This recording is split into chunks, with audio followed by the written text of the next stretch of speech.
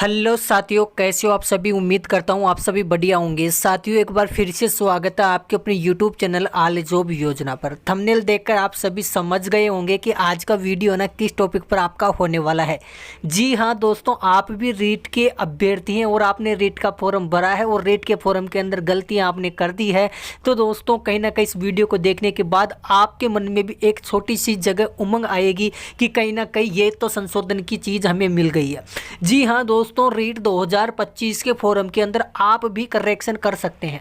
दोस्तों करेक्शन कैसे होगा वो मैं आपको वीडियो के अंदर आगे बताऊंगा, बिल्कुल स्टेप बाय स्टेप। चाहे फिर आपकी गलती कोई सी भी हो, चाहे आपने नाम के अंदर गलती कर दी है, जन्म डेट के अंदर गलती कर दी है, फोटो के अंदर गलती कर दी है, name, date of birth, category, किसी भी प्रकार की कोई भी गलती आपने कर दी है, बिल्कुल उन सभी का समाधान आपको आज का ये वीडियो कर देगा।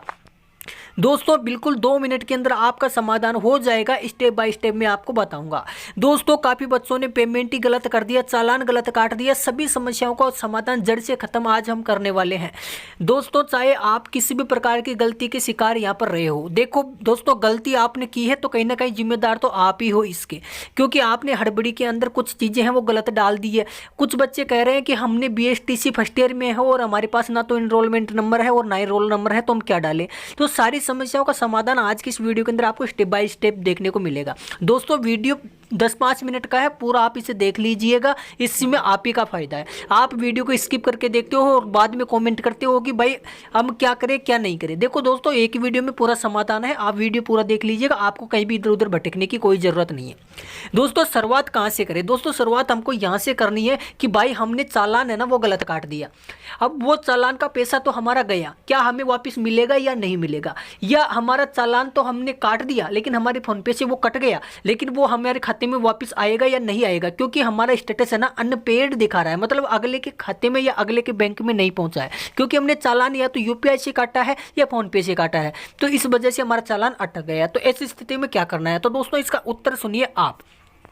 देखो आपने चालान अपने UPI और फोन पे से काटा है ना, तो दोस्त आपका चालान अगले के बैंक, जो विभाग का बैंक है ना ICI, उसके अंदर पहुंचा नहीं है। आपको जब भी उसके पास कॉल करोगे और उनसे पूछोगे कि क्या आप हमारा चालान आपके पास पहुंचा है, तो आपसे चालान नंबर लेंगे और चेक करेंगे, तो वो कहेंगे कि हमारे पास आपका कोई भी पैसा नहीं आया है। तो आपको क्या करना है, आपका जो बैंक है ना जिससे आपका पैसा कटा है उस बैंक में आपको कंप्लेंट दर्ज करवानी है, तो विथिन 5 दिन के अंदर आपका पैसा आपके खाते में आ जाएगा। दोस्तों ठीक ऐसा ही मैंने किया है। अब दोस्तों लेवल गलत भर दिया। अब दोस्तों ये सबसे ज़्यादा बच्चों की दिक्कत आई थी कि हम लेवल 1 का फॉर्म भरना चाह रहे थे लेकिन लेवल 2 का गलती से चालान काट दिया। लेवल 2 का भरना चाह रहे थे, लेवल 1 का गलती से चालान कट गया। अरे भाई कोई दिक्कत नहीं है, गलती तो आपको इसका खामियाजा तो भुगतना पड़ेगा, गलती आपने की है तो, लेकिन कोई बात नहीं है, इसका खामियाजा कुछ कीमत चुकाकर हम भुगत सकते हैं। दोस्तों उसका समाधान भी हो जाएगा। अब समाधान क्या होगा, देखो सबसे पहले तो आपकी दिक्कत आएगी कि भाई ये जो 500 रुपये हमारे कटे हैं क्या हमें वापस मिलेंगे या नहीं मिलेंगे, क्योंकि हमारा चालान है वो तो गलत कट गया और उस लेवल पे हम फॉर्म भी नहीं भरना चाहते। तो देखो भाई यहाँ पर आपकी समस्या को लेकर मैं एक और आपका स्क्रीनशॉट लेकर आया हूँ विभाग के नोटिफिकेशन का। दोस्तों ये देखो विभाग क्या कहता है कि अभ्यर्थी शुल्क जमा कराने से पूर्व सुनिश्चित कर ले कि वह इस विज्ञप्ति के बिंदु 3 के अनुसार निर्धारित मापदंडों के आधार पर आवेदन करने का पात्र है। यदि बिना जांच की शुल्क जमा कराया जाता है तो शुल्क आपको वापस नहीं लौटाया जाएगा।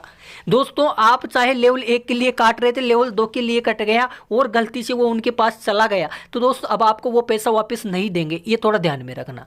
दोस्तों आपका जो 500 रुपये कटा है उसे भूल जाइएगा।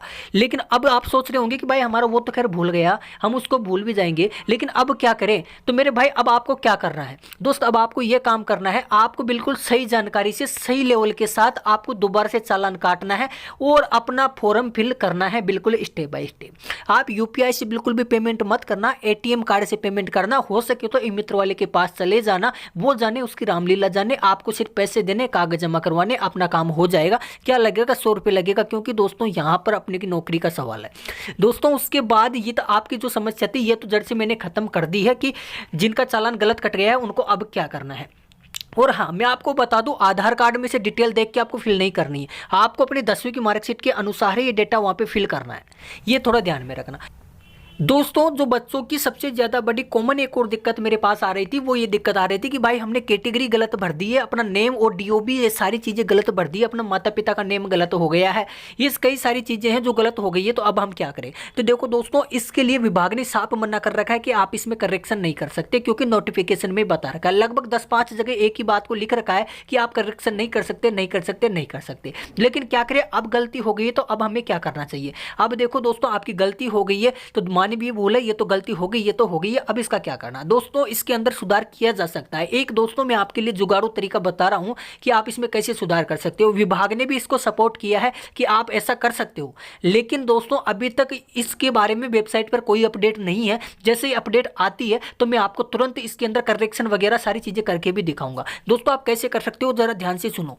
दोस्तों आप विभाग ने यहाँ पर एक लाइन लिखी है, ये देख लीजिए दोस्तों, अभ्यर्थी सुनिश्चित कर ले कि आवेदन पत्र में स्वयं द्वारा की गई सभी प्रविष्टियां सही है। फोटो, हस्ताक्षर, नाम, पिता का नाम, माता का नाम, जन्म डेट, पति का नाम, लिंग, जाति, मोबाइल नंबर, यदि इनमें कोई भी संशोधन है तो अभी के टाइम पे कर ले, बाद में संशोधन नहीं होगा। ये लाइन तो इन्होंने लिख रखी है। उसके बाद यहाँ पर डिपार्टमेंट ने एक और चीज लिख रखी है, आप जरा इसे पढ़िएगा।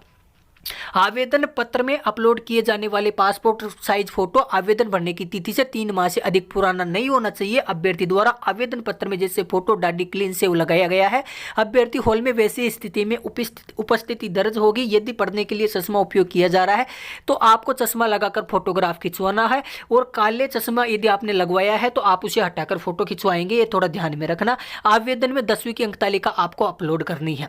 अब कुछ लोगों ने 10वीं की जगह 12वीं की अपलोड कर दी, उनका भी समाधान यहां पर होगा। दोस्तों यहां पर इंपॉर्टेंट जो लाइन है वो ये बता रखी है कि यदि किसी भी अभ्यर्थी ने एक से अधिक आवेदन किया है तो पुनः वेबसाइट पर इस हेतु स्वयं द्वारा भरे आवेदन पत्रों में से किसी एक का चयन कर ले, अन्यथा 2 या अधिक आवेदन करने वाले अभ्यर्थी को समस्त निरस्त कर दिया जाएगा।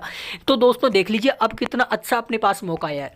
दोस्तों देखो, पैसा गलती की है तो पैसा तो इसका आपको देना पड़ेगा। मान लीजिए आपने एक फॉर्म भरा है, उसके अंदर आपकी जन्म डेट गलत हो गई या फिर माता पिता का नेम हो गया, मान लीजिए फॉर्म के अंदर कुछ भी आपका गलत हो गया, तो दोस्तों आपको क्या करना है, उस आवेदन पत्र को तो आपको उसका प्रिंट अपने पास रखना है।